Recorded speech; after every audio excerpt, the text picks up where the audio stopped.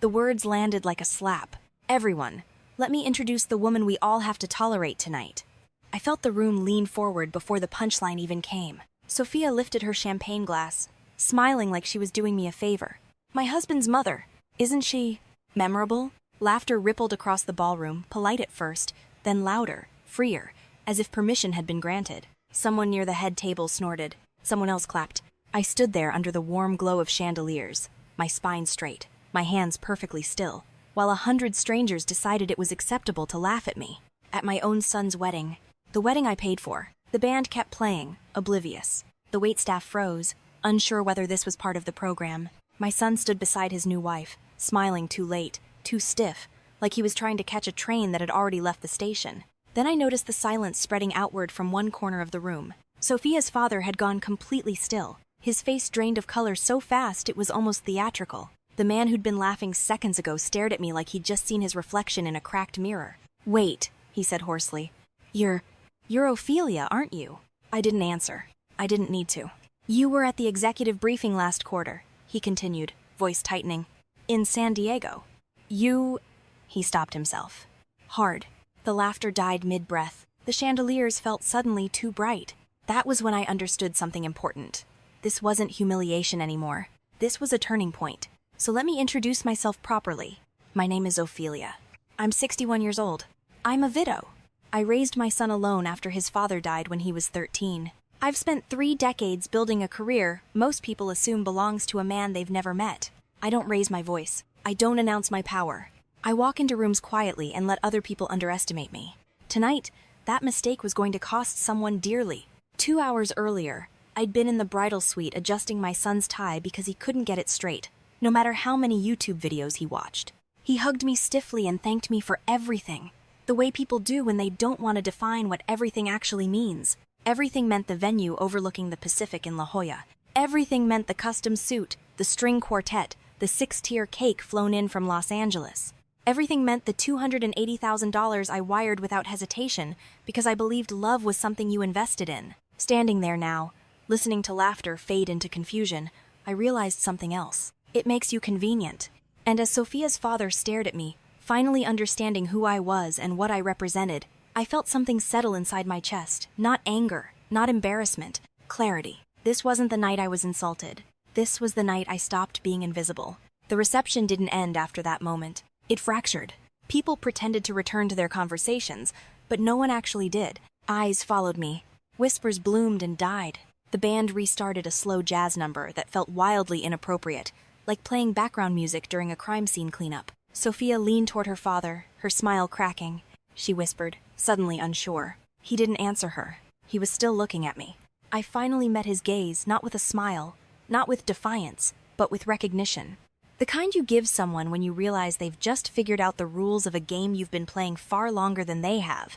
"Ophelia," he said again, more carefully this time. "From Westbridge Consulting." I inclined my head slightly. Not a bow. Not a greeting. An acknowledgement. His wife touched his arm. "What's going on?" she asked, voice tight. Sophia laughed nervously. "Dad, you're acting weird." He cut her off without looking at her. "Sophia, sweetheart, maybe we should—" She pulled her arm away. "Should what? You're embarrassing me." That word, embarrassing. I glanced toward my son. Ethan stood beside his wife, jaw clenched, eyes darting between me and her family like he was watching a car accident in slow motion and couldn't decide which side of the road to stand on. He didn't say my name. That hurt more than the insult. I stepped away from the table, heels clicking softly against marble, and walked toward the terrace doors. I didn't run. I didn't rush. In the ladies' room, I locked myself into a stall and sat down not because my legs gave out, but because I needed exactly 30 seconds to let the truth land. I had just been publicly diminished by a woman half my age, surrounded by people who laughed because they believed they were untouchable, and my son had let it happen. When I stood at the mirror moments later, I barely recognized the woman staring back. My makeup was flawless, hair untouched, posture perfect, but my eyes were different. They looked awake. I washed my hands slowly, dried them carefully, and checked my phone. One new message. From my assistant. Just confirming. Board materials are finalized. Redwood conference room. I stared at the screen and felt something dangerous bloom behind my ribs. Monday. I reapplied my lipstick not because I needed it, but because ritual matters. Then I walked back into the ballroom. Sophia's father intercepted me halfway. Ophelia, he said, too quickly. May I speak with you? Of course, I replied calmly. Sophia followed us, heels clicking, confusion curdling into suspicion. Why are you talking like you know her? Her father swallowed. Because I do. I watched realization dawn too slowly on Sophia's face. She had never bothered to ask questions about me. Not really. She'd been too busy deciding what category I belonged in. Well? She demanded. What is this about? Her father exhaled. Ophelia led the acquisition review that nearly shut down our expansion last year. The color drained from Sophia's cheeks. I didn't shut it down, I corrected gently. I delayed it. There's a difference. Sophia laughed, brittle. You're exaggerating. Dad, she's just Ethan's mom. Her father's voice dropped. She's also the woman the board listens to when she speaks. Silence pressed in around us. Sophia looked at me again, really looked this time. Not at my dress, but at the way I stood. The way her father deferred without realizing it. You never said any of this, she whispered. I smiled, not unkindly. You never asked. Ethan finally stepped forward. Mom, maybe we should talk somewhere private. Mom. Now he said it. I turned to him. Later, I said softly. Tonight is your wedding. Relief flashed across his face. He thought that meant I was letting it go. I wasn't. Sophia crossed her arms. Right important? I studied her for a moment. She was beautiful, privileged, terrified. No, I said. You're supposed to apologize because you were cruel. Her mouth opened, closed. Her father cleared his throat. Ophelia, perhaps we could meet next week. Just to clarify expectations. Monday works, I said. My office. His shoulders stiffened. Of course. I turned back toward the table. Behind me, I heard Sophia hiss. Why didn't you tell me she was someone? Someone. I walked away before she could finish the sentence. As I reached my seat, Ethan touched my arm. Mom, please don't make this harder than it has to be. I looked at his hand on my sleeve and then up at his face. And that's when I realized the insult wasn't the beginning of the story.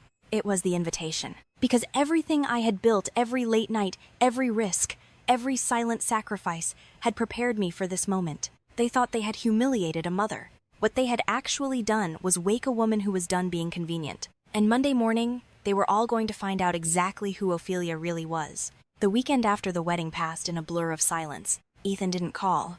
Sophia didn't text. And for the first time in years, I didn't chase either of them. Monday morning arrived wrapped in coastal fog, the kind that softens edges and hides consequences until it's too late to turn back. I dressed the way I always did for days that mattered. Charcoal suit, ivory blouse, minimal jewelry. Nothing sentimental, nothing soft. At exactly 8:27 a.m., I walked into the Redwood conference room. Daniel Cross was already there. Sophia's father looked smaller in daylight. Not weaker, just less impressive. The confidence he carried at the wedding had been replaced with something brittle, like glass pretending to be steel. Two attorneys sat beside him, both pretending not to notice that I hadn't brought anyone. I never did. Ophelia, Daniel said, standing too quickly. Thank you for meeting with us on such short notice. I took my seat at the head of the table. You asked for clarification, I said. I assume you're ready to listen. One of the attorneys cleared his throat. Miss Ophelia, we want to address the misunderstanding that occurred at the wedding. It wasn't a misunderstanding, I replied calmly. It was an insult. Daniel flinched.